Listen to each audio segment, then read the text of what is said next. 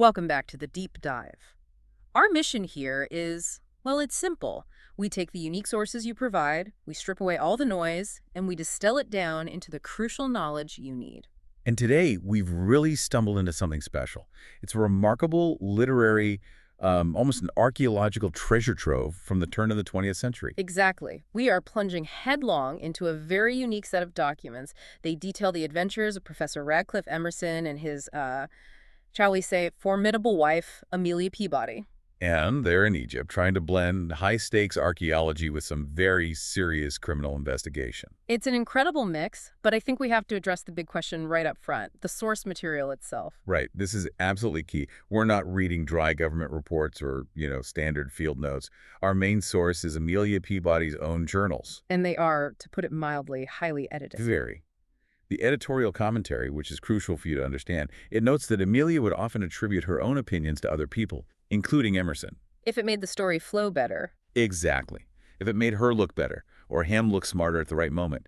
Her writing is this really peculiar blend of journalistic and novelistic styles. So that really sets the mission for this deep dive, doesn't it? It's a constant exercise in trying to discern the facts from from her carefully constructed legend. It is. The sources say she was inconsistent about her revision, and she even admits editing the text for future publication.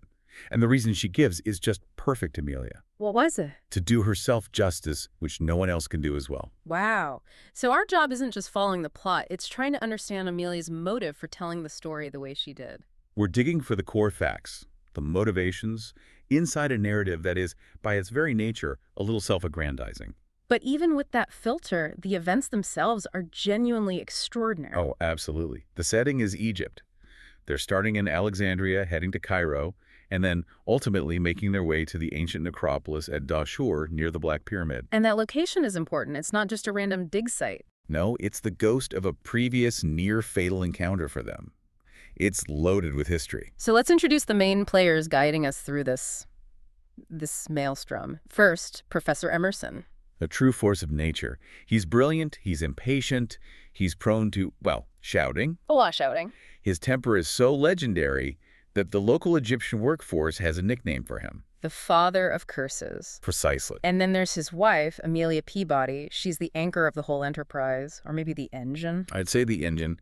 She's whip-smart, she's witty, completely self-assured, and she has this powerful sense of moral duty. The locals call her Sit Hakim. Which means lady physician. Right, because she carries this enormous bag of medical remedies, often potent, sometimes really unpleasant things like ipecacuanha and calomel. Okay, let's break that down. Ipecacuanha is a powerful emetic. It makes you vomit. And calomel is mercury chloride, a laxative. Yes. So her medical style isn't exactly subtle healing. It's more like immediate dramatic intervention. That's Amelia in a nutshell. Swift, forceful action, whether it's medicine or archaeology or, as we'll see, criminal justice. And the final member of their core team, their son, Ramses. Who is only 8 years old, but he's unsettlingly precocious. I mean, he can translate hieroglyphic Egyptian almost without effort. It's just astonishing. And yet Emerson, this world-renowned archaeologist, kind of cheerfully dismisses Ramses' skill in other areas like physics or astronomy. It really shows Emerson's tunnel vision. If it's not the ancient world, it's just not that important to him. That this whole trip, it isn't just about archaeology, is it? It's deeply personal. Very. Amelia's made this personal vow. She's going to track down, and I'm quoting here, that villain who was responsible for our near demise. The master criminal, known only as Sethos. The same man who escaped them at the Black Pyramid the previous year. So this is a quest for justice, but it's also, a deeply personal vendetta. And that vendetta really throws us right into part one. The shadows start gathering immediately, and we get this fascinating glimpse of the friction in the Emersons' marriage. It defines everything they do. So let's unpack that. This marital dynamic is so unusual, and Amelia's documentation of it tells us almost more than her records of the artifacts. She breaks down their emotional shorthand. It's like a specialized language just for the two of them. Right. She gives us the key.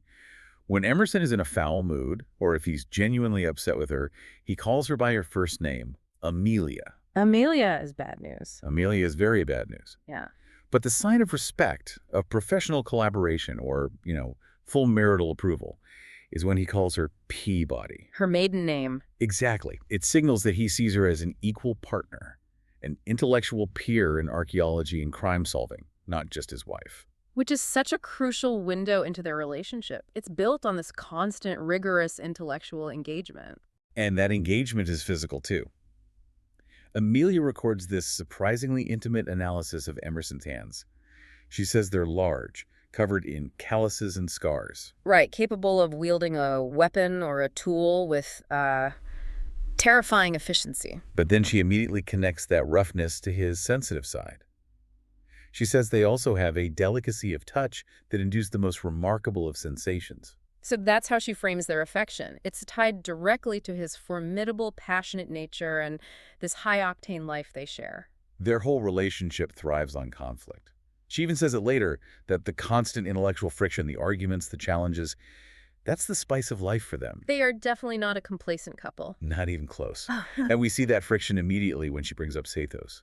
Amelia claims she made this fiery vow to hunt him down right after they escaped him. But Emerson, who seems to have a better memory for facts that don't necessarily flatter Amelia. He corrects her, and he corrects her loudly. He shouts that she only said that later to a reporter from the Daily Yell. The Daily Yell, I love that.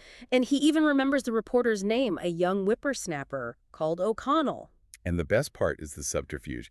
I mean, think about this. She had literally smuggled him in and smuggled him out of their house in England. She told the servants to hide him from Emerson? Right. So this wasn't some private, heartfelt promise she made in the heat of the moment. It was a PR campaign. It adds this amazing layer of complication.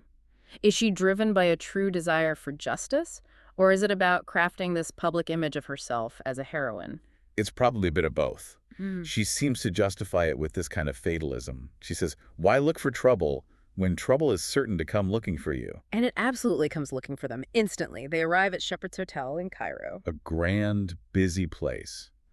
But Amelia notes they never have trouble getting a room. Because the manager, a Mr. Baylor, is in mortal terror of Emerson. That name, the father of curses, it definitely precedes him.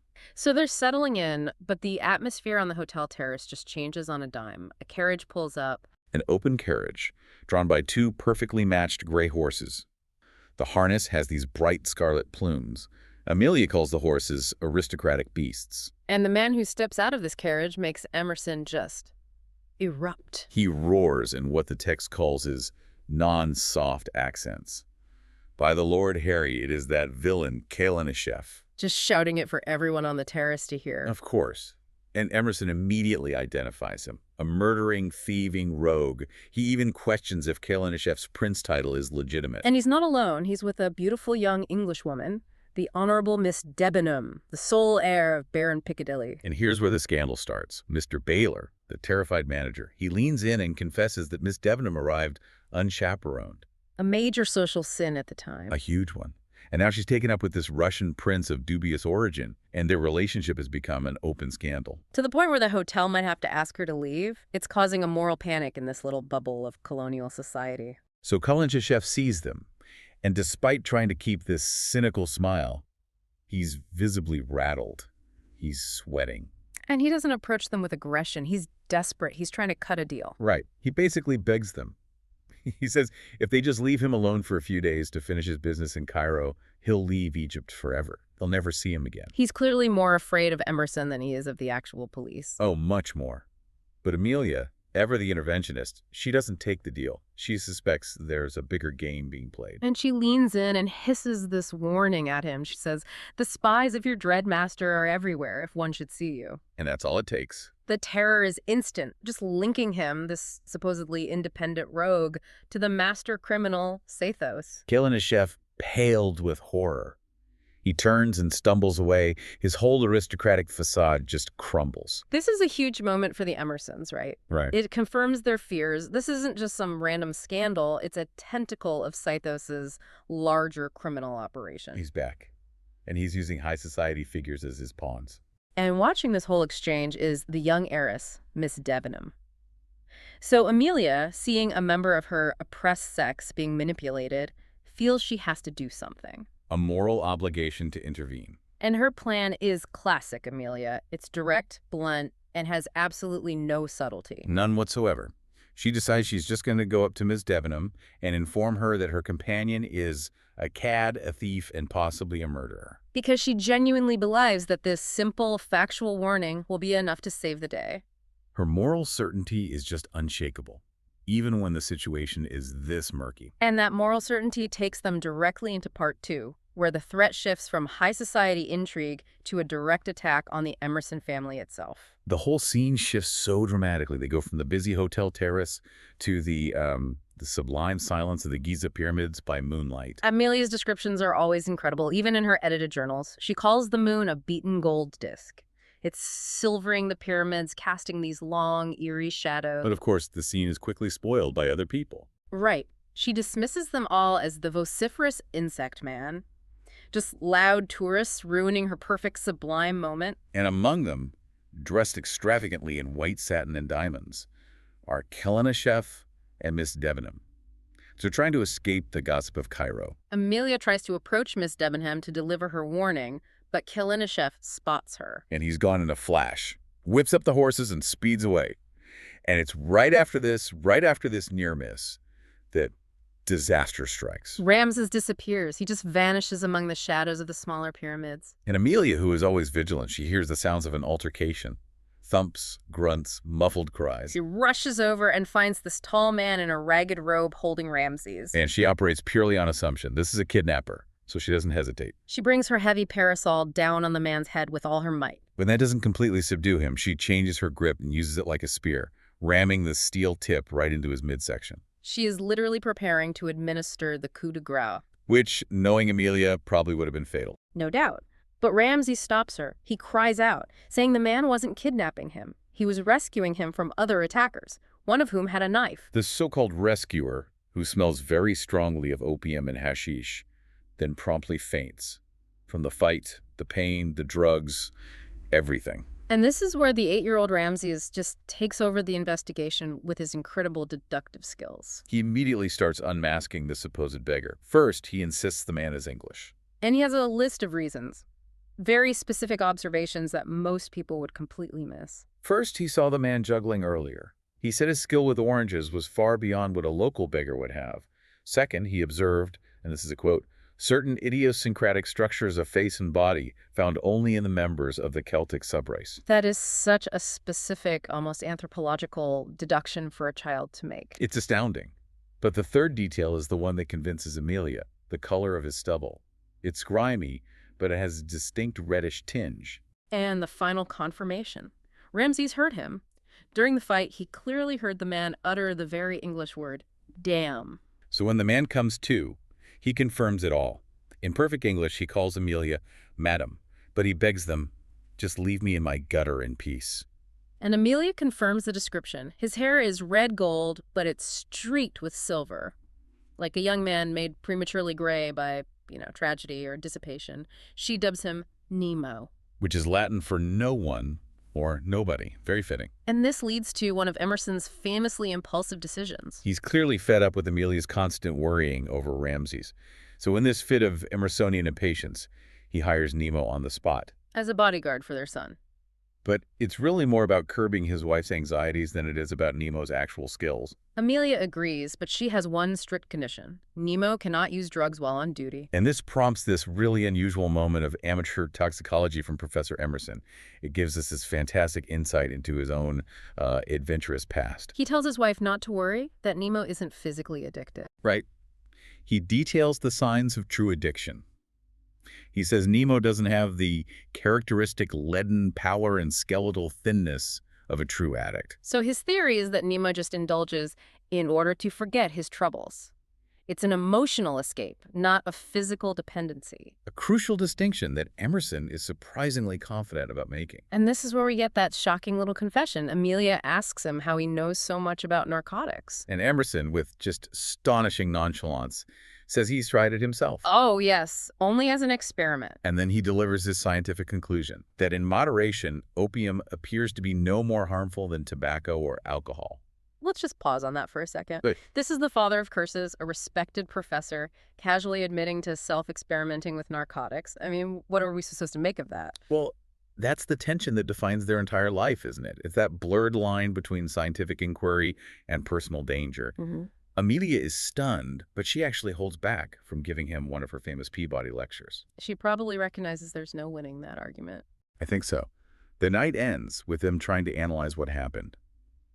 Emerson thinks it was just a simple, vulgar attempt to kidnap a rich kid for money. But Amelia sees the bigger picture. She connects the dots, the complex maneuvering, the red-haired beggar, Kalinashev's sudden flight. She says, who else could it have been but that genius of crime, the master criminal? She realizes Sethos is using petty crime as a cover for something much more personal. And Emerson is furious, but he's silent. And his silence is the most telling admission of all. He knows she's right. Sethos is back, and he's now using their son as bait. And that realization just throws us directly into the bloodshed of part 3. The suspicion turns into murder and some really chilling surveillance. They get back to Shepard's Hotel in Cairo, and the local drama has just exploded into an international incident. The news is waiting for them. Kalinashev has been brutally murdered. And on top of that, Miss Debenham has vanished, completely disappeared. So the police, led by a very bewildered Major Ramsey, they jump to the obvious conclusion. She did it and fled. She's the prime suspect. But Amelia knows that's not right, mostly because of her own meddling. She had sent letters to both of them just hours before the murder happened. Her need to interfere put her right at the center of it. So she immediately argues that Miss Debenham didn't flee. She was abducted. Abducted by the same person or persons who murdered Kalinashev. She sees the pattern. It's too clean, too theatrical. It has the master criminal's signature all over it. So they leave Cairo and head for their new housing compound near the Dahshoor dig site. It's pretty dilapidated. And a shipment of their supplies arrives from the bazaar. Pots, pans, just domestic stuff. But tucked inside is a meticulously wrapped, mysterious package that wasn't part of their shopping. And the contents are deeply unsettling. There are antique communion vessels stolen from the Church of St. Miriam at Dronca. These aren't just artifacts. They are sacred objects that Sethos has clearly acquired through his criminal network. This is a taunt, a signature move. Amelia deduces the chilling reality of how it got there. The parcel was slipped in with their other packages while Emerson was at the bazaar, which means the master criminal, or one of his lieutenants, delivered it personally. They were under active physical surveillance the entire time they were in Cairo. But the evidence of surveillance gets even more specific and honestly a little bit comical. It involves their cat, Bastet. It's one of my favorite details. Ramses tries to give Bastet some scraps of roasted chicken from a hotel they stopped at. And the cat, their beloved Bastet, turns her aristocratic nose up at it. And Amelia instantly understands the significance. The cat refuses the chicken because she had been stuffed with chicken already. So the only person who could have done this was the master criminal, who, in Amelia's words, had seduced our cat with luxury food bribes to get into their room. Just think about the level of detail. This criminal genius, who is organizing murder and international theft, takes the time to bribe the family pet with premium chicken so he can leave a taunting clue. It speaks to his obsessive nature and his enjoyment of the theatricality of it all. And right in the middle of this, Miss Debenham reappears. Right. A young lady calling herself Miss Marshall shows up at the dig. She says she had to leave the famous archaeologist Petrie's dig because she was ill. Amelia takes her in. But Amelia's detectival instincts, as she calls them, kick in almost immediately. She realizes Miss Marshall is actually the missing murder suspect, Enid Debenham. And she had engineered the whole fainting episode just to get close to them and seek sanctuary. Exactly. Enid confesses everything. She and Kalinashev had argued. He was then lured to her room by a fake message. She found him dead and fled, terrified she'd be framed. She was counting on Amelia's reputation for helping those in trouble. Meanwhile, the psychological taunts from Sethos just keep coming. Amelia receives a bouquet of flowers, red rosebuds and mimosa. Delivered by a vendor who says a gentleman sent them. And Emerson, whose temper is on a hair trigger at this point, immediately assumes it's a trap.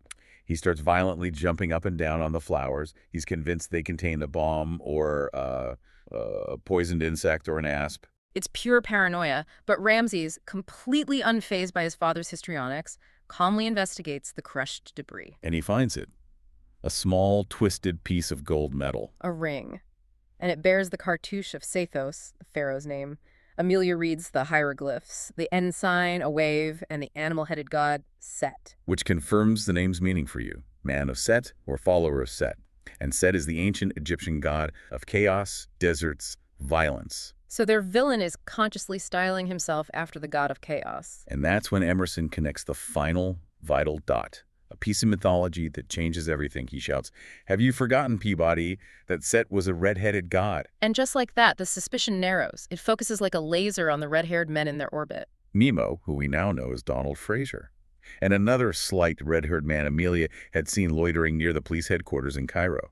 The game has narrowed, but they still don't know which one it is. And that realization just thrusts us into the final act, untangling the motives of the Fraser family and facing the terrifying extent of Sethos' obsession. Okay, so before we get to Sethos' endgame, we have to untangle this really complicated Fraser family mess. It's a whole tragedy playing out under the main plot. It is. So Nemo the beggar is revealed to be Donald Fraser, and he's not, as was rumored, Miss Debenham's fiancé. He's her cousin. Exactly. The actual fiancé is his brother, Ronald Fraser, who conveniently shows up in Cairo right after the murder. In Enid, Miss Debenham, she explains the whole backstory. Donald took the fall for his younger brother Ronald's massive financial crimes, his debts. He sacrificed everything, his commission in the army, his honor, his fortune, all to protect his brother. Donald admits he was following the cursed public school spirit, this noble, self-sacrificing code. But that nobility drove him into hiding, disguise, and drug use. And the emotional core here is really intense. Enid confesses she's actually in love with Donald, the noble one, but she also despises his nobility, because she sees it as a weakness that enabled the real cad, Ronald, to get away with everything. It's just layers and layers of dramatic irony. While the Emersons are sorting this out, Ramses makes the critical breakthrough on Sethos' location. Using a technique that is it's stunning. The inspiration comes from Father Theodorus, the priest Sethos had kidnapped the year before.